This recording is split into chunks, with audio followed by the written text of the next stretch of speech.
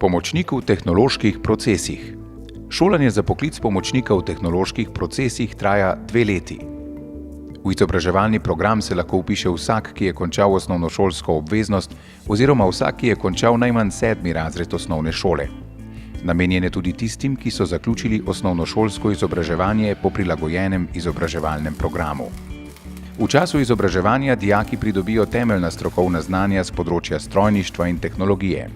Naučijo se rokovati z manj zahtevnimi stroji kovinske industrije, jih vzdrževati in upravljati.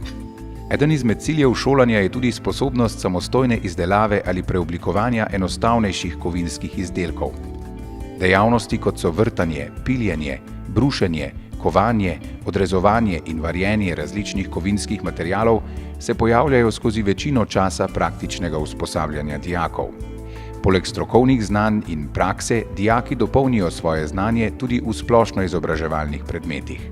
Seznanijo se z ekologijo in energetiko, udeležujejo se športnih dni, ekskurzij, prireditev in različnih usposabljanj ter sodelujejo v raznovrstnih interesnih dejavnostih.